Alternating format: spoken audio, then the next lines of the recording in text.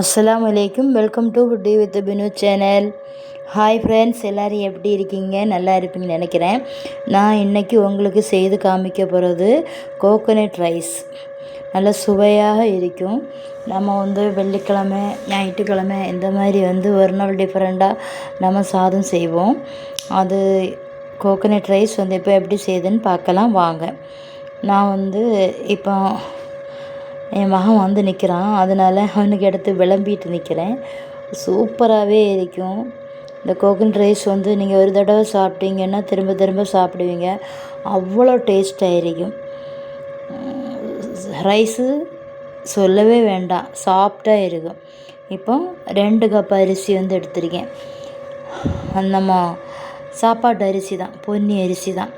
எந்த அரிசி நம்ம ஒரு நல்ல புழுங்கல் அரிசின்னா 1 மணிக்கூர் கரெக்டாக நீங்கள் ஊற வச்சுக்கிடுங்க. இது சீக்கிரம் வேகும் இந்த பொன்னி அரிசி. அதனால் நான் 1/2 hour தான் ஊற வச்சுருக்கேன். ஒரு 1/4 முறை தேங்காய் திருவி ஒரு பவுலில் எடுத்து வச்சுருக்கேன் உங்களுக்கு காமிக்கிறதுக்காக. இவ்வளோதான். அதுக்கப்புறம் அதை ஒரு மிக்ஸி ஜாரில் போட்டுடலாம். இப்போ ஒரு வெங்காயம், ஒரு தக்காளி, 4 பச்சை மிளகாய் எடுத்துருக்கேன். ஒரு சோம்பு, ஒரு 1/4 டீஸ்பூன் சோம்பு தான் எடுத்துக்கிடுங்க. இதில் ஒரு ஏலக்காய். இதை தேங்காயில் போட்டு நம்ம அரைச்சிடலாம். ஒரு ஆறின வெந்நீர் ஒரு அரைக்கிறதுக்கு மீடியமாக விட்டு அரைச்சி எடுத்துக்கிடுங்க.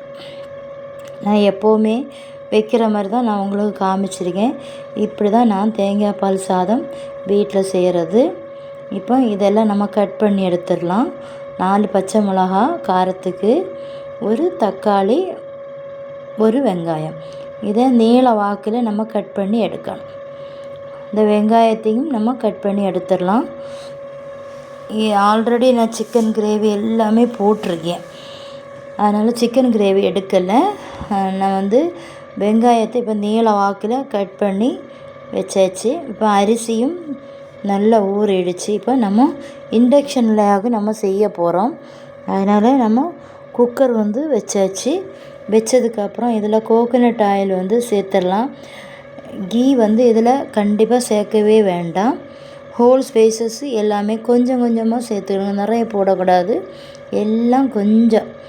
இப்போ ஒரு பாதி வெங்காயம், அந்த 4 பச்சை மிளகாய்.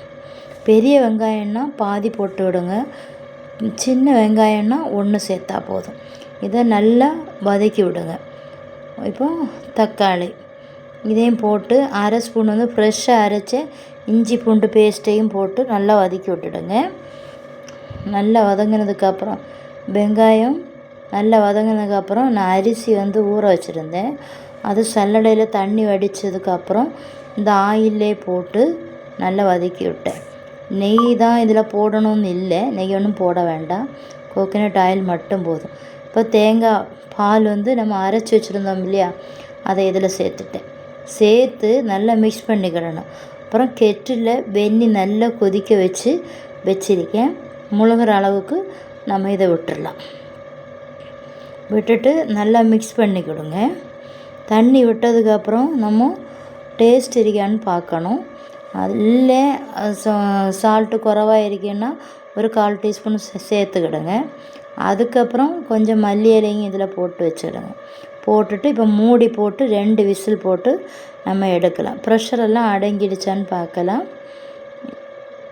இப்போ அடங்கிடுச்சுது. ரைஸ் ரெடி ஆகிடுச்சு பக்காவாட்டு. சூப்பராக இருக்கும். திரும்ப திரும்ப 2 தடவை சாப்பிடணும் போல் இருக்கும். அந்த மாதிரி தேங்காய் சாதம் சூப்பராக இருக்கும். கண்டிப்பாக நீங்கள் எல்லோரும் ட்ரை பண்ணி பார்க்கணும். நம்ம சேனலை புதுசாக பார்த்துட்ருக்கவங்களா இருந்தால் நீங்கள் சப்ஸ்கிரைப் பண்ணி விடுங்க. ஆல்ரெடி பண்ணின எல்லா ஃப்ரெண்ட்ஸுக்கும் தேங்க்யூ ஃபார் வாட்சிங் ஃப்ரெண்ட்ஸ்.